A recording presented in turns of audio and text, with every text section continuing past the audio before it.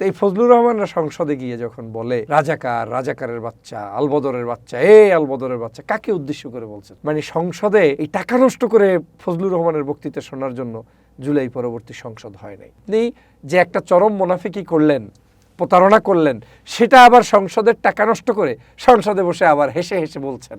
সংসদের কিছুটা পরিবর্তন বিগত দিনের চাইতে বেটার, যেমন মমতাজের গানটা এখন সংসদে হয় না, কিংবা আওয়ামী লীগের সময়ে যে ধরনের পা চাটাচাটি হইতো সংসদে, ওইটা তুলনাবোধক একটু কম এই সংসদে, এটা বাস্তবতা। এবং পারফরমেন্সের ক্ষেত্রে বিরোধী দলের পারফরমেন্স অনেক ভালো। সরকারি দল মিথ্যা বললেও তারা চেষ্টা করছে তাদের জায়গা থেকেও কথা বলার। কিছু তো তোষামোদি থাকবেই, সেই জায়গা থেকে তোষামোদিটা এখনও আছে।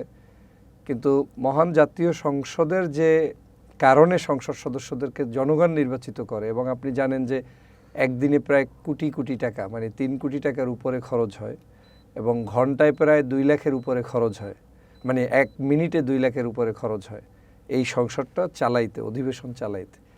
তো সেরকম একটা কঠিন সময়ে, যে সময়ে টাকা পয়সা আমাদের নাই, এরকম টাকা পয়সা খরচ করে যখন সংসদ অধিবেশন চলে, তখন জনতার প্রত্যাশা থাকে যে ওই সংসদে ভালো কথা হোক, দেশের কথা হোক, আইনের কথা হোক, কিন্তু সেটা তুলনাবোধক হয় না। যেমন এই যে মুক্তিযোদ্ধা না ফজলুর রহমান, তিনি সত্যিকার অর্থে রণাঙ্গনের বীর মুক্তিযোদ্ধা না।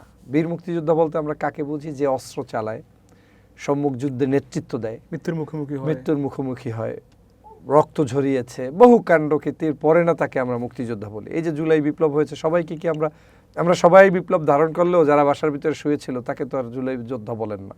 যে রাজপথে ছিল, মামলা খেয়েছে, মাইর খেয়েছে, পিটন খেয়েছে, আহত হয়েছে, নিহত হয়েছে, এইসব মানুষদেরকে আমরা সম্মানিত করি। তো এই ফজলুর রহমানরা সংসদে গিয়ে যখন বলে রাজাকারের বাচ্চা, আলবদরের বাচ্চা, আলবদরের বাচ্চা, কাকে উদ্দেশ্য করে বলছেন? Who is Albadr? এখানে কে আলবদর আছে? আপনি সংসদে দাঁড়িয়ে এমন একটা হুঙ্কার দিচ্ছেন, অথচ ওই লোকগুলো আপনার সামনে নাই। এই সংসদে কি আপনি মনে করেন যে একজন রাজাকার আছে, একজন আলবদর আছে, একজন আলশামস আছে? আমি তো বিশ্বাসই করি না যে বাংলাদেশের বর্তমান সংসদ তো দূরের কথা, এই সমগ্র বাংলাদেশের ভূখণ্ডের মধ্যে একজন রাজাকার এখন জীবিত নাই। যদি রাজাকার শব্দটার মিনিংটা আপনি সঠিকভাবে বলতেও চান, তাহলে সেই রাজাকার বাংলাদেশে তো এখন নাই।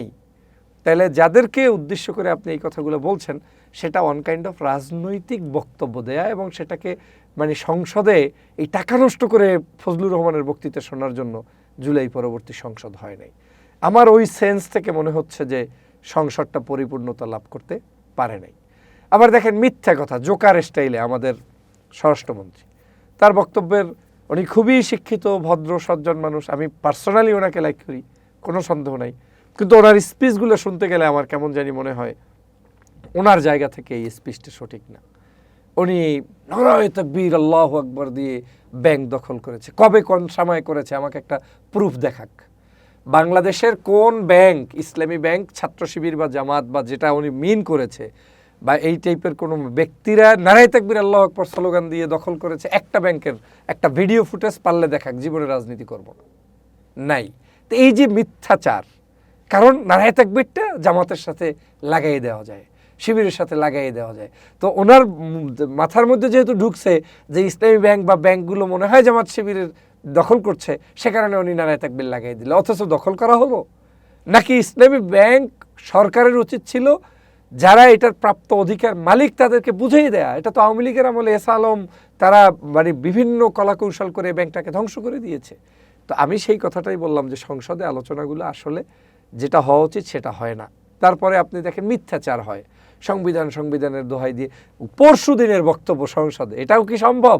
বলছে আমরা নির্বাচনের আগে মানুষের কাছে এই সংস্কারের বিষয়ে, জুলাই সনদের বিষয়ে, গণভোটের বিষয়ে আমরা সংস্কার কমিশনের সাথে বসেছি, শুধু একটা স্বার্থের কারণে নির্বাচনটা যেন উঠাইতে পারি।